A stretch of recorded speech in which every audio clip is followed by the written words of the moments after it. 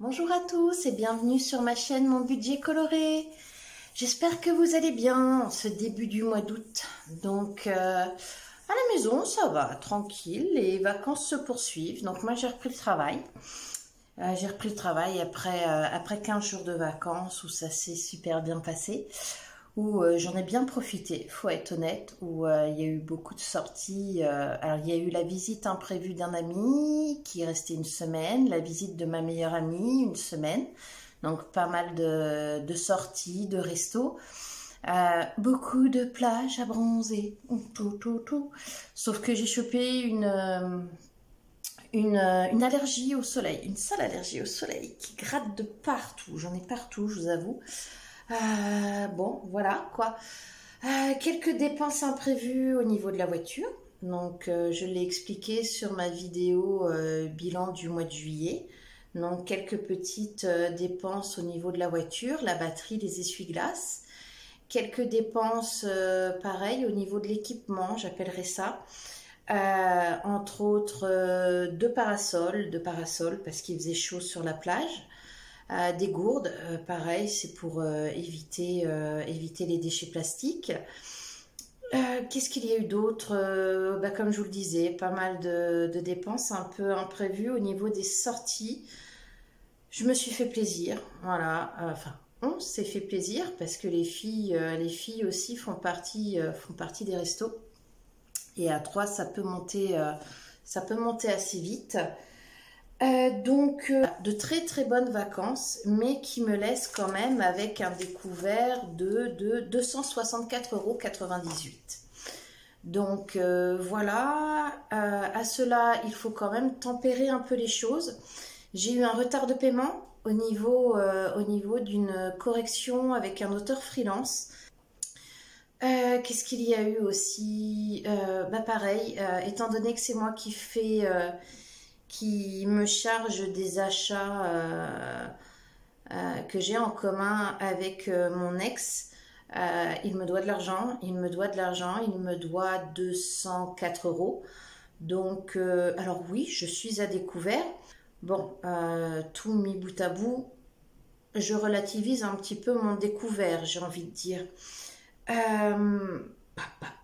Donc, le mois d'août risque d'être un petit peu short.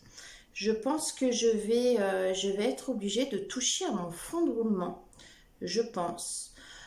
Pour la bonne et simple raison que mes revenus, comme je n'ai pas travaillé, enfin, j'ai eu 15 jours de vacances au mois de juillet, fatalement, ça se ressent sur mes finances et j'ai un manque à gagner. Donc, le mois dernier, j'avais revenu fixe juillet 1833 € de revenus fixes. Ce mois-ci, 1363 €. 500 € pouf, en moins. Mais je ne panique pas, honnêtement, je ne panique pas. J'ai fait mon budget, ça va être serré. Je ne vais pas trop avoir le droit à l'erreur. Donc, nous sommes partis pour le revenu du mois d'août. Alors, nous voilà pour le revenu du mois d'août. Donc, les revenus, comme d'habitude, séparés en deux catégories.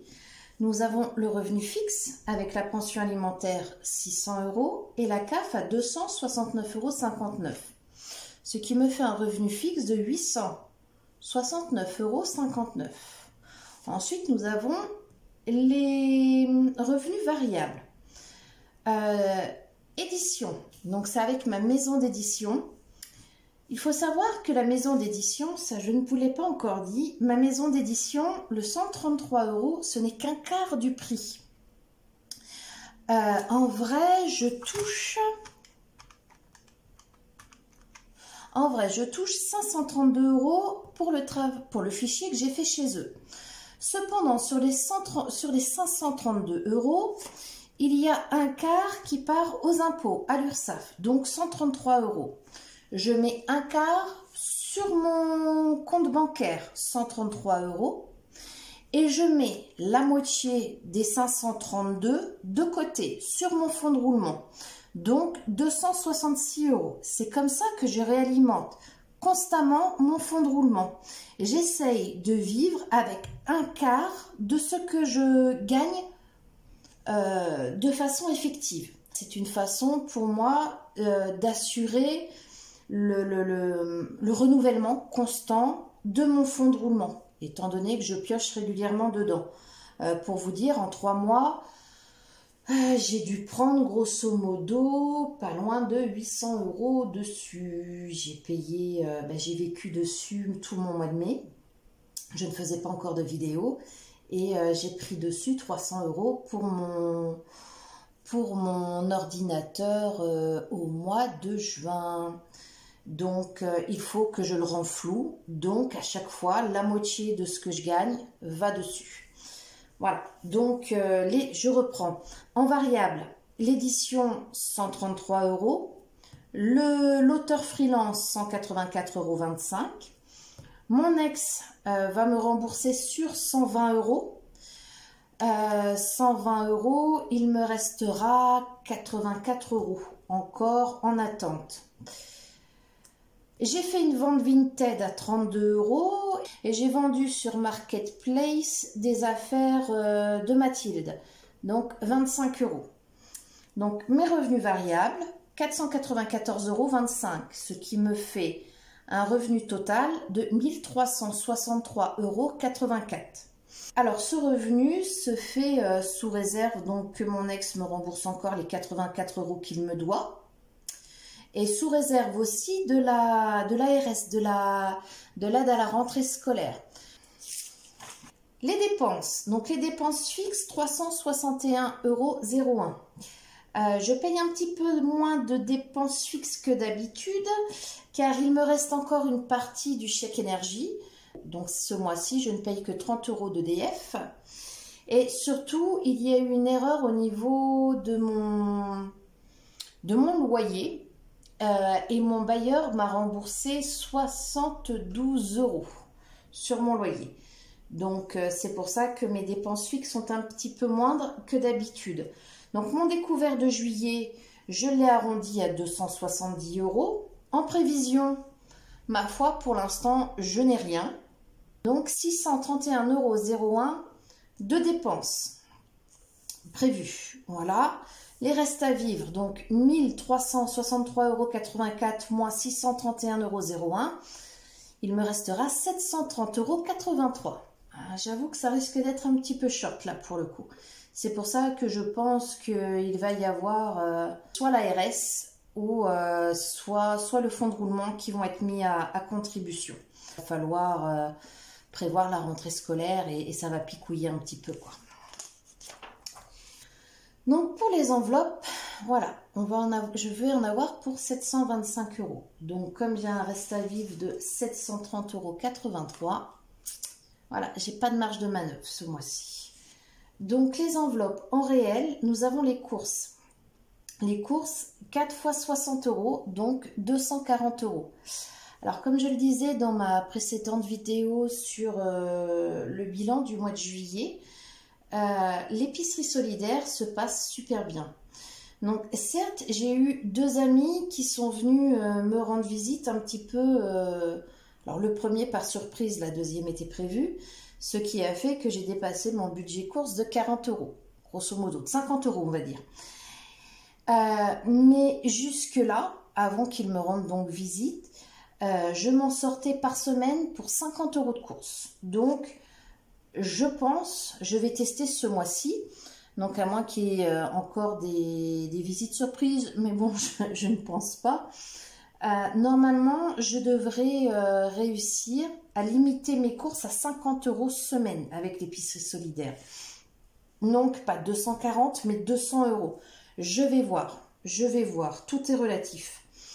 Les médicaments, 30 €, la beauté, 30 €, ma chachou, ça bat. 20 € prévision vétérinaire et 30 € pour les croquettes et les litières, donc 50 €. L'argent de poche, ça a augmenté. Une petite fille a pris 10 ans et est venue me voir dans la cuisine en me disant « Maman, faut qu'on parle. Je réclame une augmentation d'argent de poche. » Et ouais, comme ça. Donc, Elisa, de base, à 20 €. mais elle a 10 € qui part dans son abonnement Spotify. Donc, ça fait 10 plus 10, ça fait 20 € donc. Et Mathilde, eh ben, elle va passer à 15 € d'argent de poche. Donc, voilà, c'est les 10 ans. Ça va me coûter cher, tout ça. L'entretien de la maison, 20 €. L'esthéticienne, 30 €. Le resto.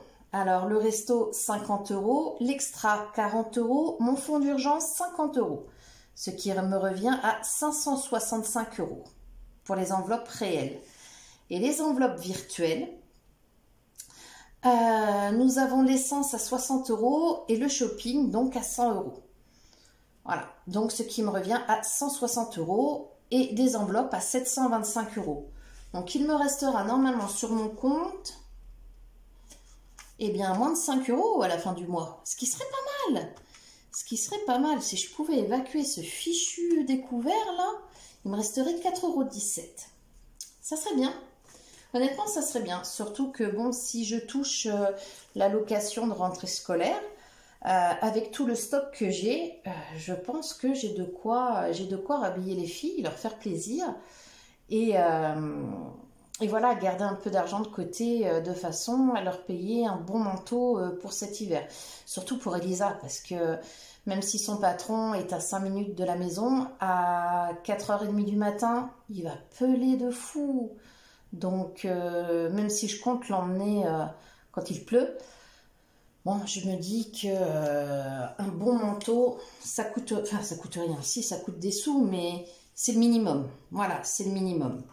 Donc, niveau enveloppe, eh bien, ma foi, on va les remplir.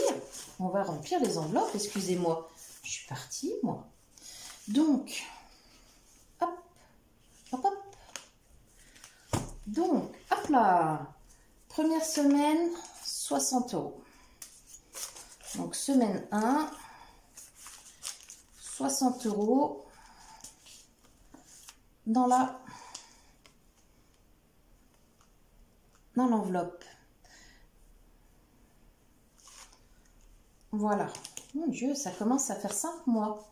Ça fait 5 mois que je fais cette organisation-là. Pas mal, hein?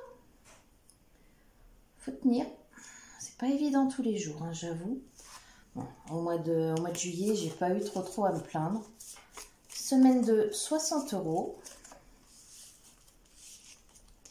Semaine 3, 60 €. Là, cette semaine, on fait semaine blanche. Ça nous permet de limiter un petit peu. Si je peux garder les 60 € de course de cette semaine, ça m'arrangerait. Bon, alors déjà, c'est pas 60, c'est 50 parce que on a été acheter du gruyère. Et le gruyère, il a pris 49 centimes chez moi. Eh, mais j'étais hallucinée de voir ça. 49 centimes. Oh mon Dieu, ça augmente à une vitesse, la vie. Donc, enfin bref, j'essaye de garder les 50 € histoire de les remettre dans mes défis parce que j'ai touché un petit peu à mes défis au mois de juillet. Donc, médicaments, 30 €. Voilà, les défis, j'y ai touché un petit peu, c'est pour faire des sorties, c'est, voilà, ça a été des glaces. Mon Dieu, tout le monde me ruine. La beauté, plus 30.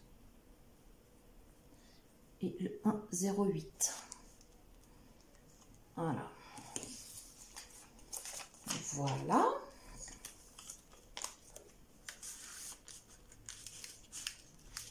Beauté. Mon chachou d'amour. 30. Ah, je vais le mettre directement le billet. Je lui ai fait directement sa petite enveloppe d'épargne. Comme ça, je suis sûre de ne pas y toucher. J'ai été tentée au mois de juillet. Et je vous jure, le mois de juillet, là, ça a été... faut que j'arrête. Hein. C'est pas ce mois-ci que je vais me mettre au régime. C'est moi qui vous le dis. Hein. Donc, entretien et hygiène, 20 €.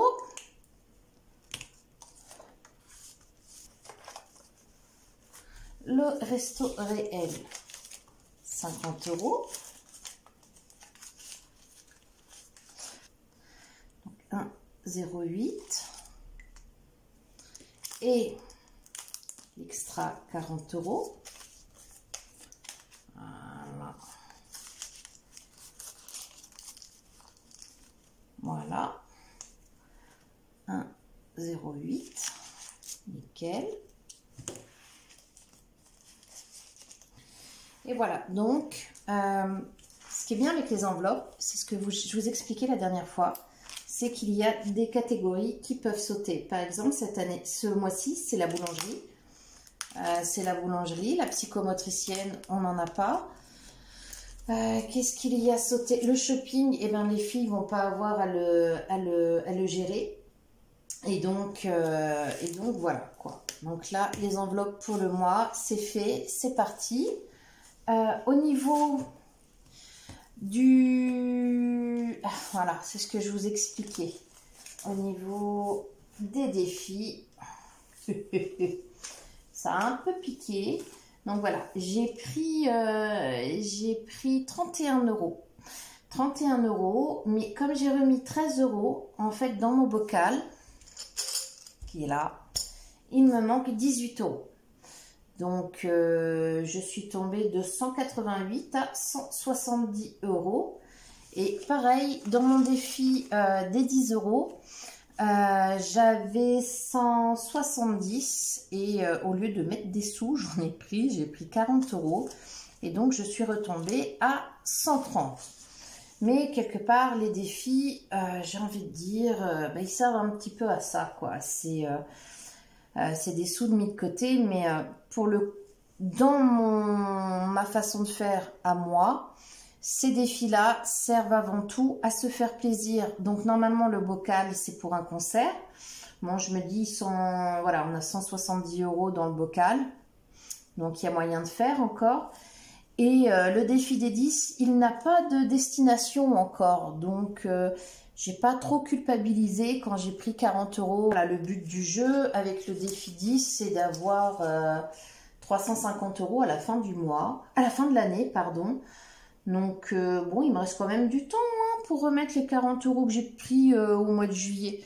Même si je reprends 30 € au mois d'août, et ben je me dis, si j'arrive à remettre des sous de côté, on va dire, et ben à partir du mois d'octobre, novembre, ça me servira de cagnotte pour mon Noël. Ça serait pas mal, 350 € pour Noël. Il n'y a pas... Voilà, les défis, c'est pas une obligation, c'est un petit plus lié à la méthode des enveloppes. Donc, c'est génial parce que ça monte, bon, pas ce mois-ci, mais c'est génial de le voir monter de base. Et je panique pas, enfin vraiment, je panique pas parce que mine de rien, ça me fait 130 et 170. Ça fait quand même 300 €. J'ai 300 € de petites économies de côté. Donc, ça reste excessivement cool. Enfin, vraiment, c'est... Moi, je kiffe toujours autant. Il n'y a plus cette culpabilité de craquer. Et je pense que, voilà, j'ai prévu 50 € de resto pour le mois d'août. Mais si jamais on a envie d'aller se manger une glace sur le bord de mer, eh ben, on pourra se l'offrir. Après, le mois de septembre va revenir et les choses seront beaucoup plus sérieuses. Il va vraiment falloir eh ben, tenir le budget, reprendre le budget beaucoup plus, entre guillemets, sérieusement. Parce que eh ben, je vais avoir 169 € en plus tous les mois avec la semaine d'internat d'Elisa. Donc là, j'attends d'avoir comment que ça s'appelle? Le contrat, de façon à faire une demande Mobilijeunes. On va bien voir. On va bien voir comment ça tourne. Et puis voilà. Donc là, niveau défi, ben ma foi, comme je vous l'ai dit, j'ai mis 18 € de côté. Mais je ne vais pas les comptabiliser étant donné que j'ai perdu que j'ai retiré des sous. Donc, je pense que le mois de juillet, ça va être un mois blanc en défi et je vais reprendre mois d'août en fait. Voilà, ce que j'ai déjà colorié, je ferai un petit point dedans et puis je reprendrai pour le mois d'août, tranquillou. Ah si, j'ai ça à mettre en fonds d'urgence, mes fameux 50 € en fonds d'urgence. Les filles ont déjà touché comment que ça s'appelle, leur argent de poche. Mon fonds d'urgence qui s'élève maintenant à 250 €. Donc, plus 250. Donc, je ne sais pas trop comment faire. Ça ne me rassure pas des masses d'avoir autant d'argent à la maison. Mais je pense qu'avec le défi 10 et le fonds d'urgence, dès que j'aurai 600 €, je remplirai mes enveloppes avec. Et les 600 € sur mon compte en banque, je les mettrai de côté. Comme ça, je repartirai à zéro niveau défi. Parce que ça me... Voilà, on en arrive quand même à avoir 300, à avoir 550 €. Plus là, j'ai les 40 € de chacha. Voilà, ça commence à faire beaucoup d'argent à la maison. Et c'est vrai que ça ne me rassure pas, ça me rassure pas plus que ça. Donc, eh ben ma foi, voilou pour le mois d'août. Moi, j'espère que pour vous, le mois d'août s'annonce un petit peu moins serré que le mien. J'espère vraiment que pour vous, tout va bien, que vous profitez de vos vacances, que les prévisions du mois d'août et la rentrée scolaire ne vous angoissent pas trop, parce que c'est toujours énormément de dépenses. Moi, personnellement, si j'avais un conseil à vous donner, ça serait de recycler toujours. N'hésitez pas à aller voir, à aller voir dans les friperies, à aller voir le Secours Populaire. Le Secours Populaire, il ne faut pas oublier que c'est ouvert à tous. C'est quelque chose que j'ai appris il y a 15 jours. Le Secours Populaire, alors certes, le don de nourriture, il faut être inscrit, mais dans ma ville, le Secours Populaire a aussi un côté vente de vêtements d'occasion, vente de cartables, vente de jouets, vente de luminaires. Ils vendent même des matelas, ils vendent des meubles, des livres. Et tout ça, c'est ouvert à tout le monde. Donc, si jamais ça peut vous servir, et n'hésitez pas à aller voir, ça peut toujours être utile. Moi, j'y ai été par curiosité. Je suis revenue avec une chemise pour Elisa et un pull pour Mathilde. Un joli pull avec plein de paillettes partout. Elle était super contente. J'ai vu aussi passer un conseil sur Facebook qui me paraît super intéressant à mettre en pratique. Regardez un petit peu les ventes de légumes. Il y a beaucoup de légumes, donc on est en plein été. Il y a plein de légumes d'été qui sont en vente à pas très cher. Des tomates, des concombres, des courgettes, des radis. Là, tout à l'heure, j'ai vu sur Facebook des personnes qui vendaient leurs courgettes à 2,50 €. Et alors, des courgettes, mais des courgettes, elles étaient balèzes, hein. Donc, je pense que je vais me laisser tenter pour faire des courgettes farcies. On adore ça à la maison. Donc oui, si ça peut vous aider à avoir des légumes pas trop chers, n'hésitez pas, voilà, vous regardez sur Facebook, sur Le Bon Coin, il y a plein de légumes à vendre en ce moment. Donc voilà, et bien sur ce, je vais vous faire tout plein de bisous, et puis on se dit à la semaine prochaine pour une nouvelle vidéo. Au revoir!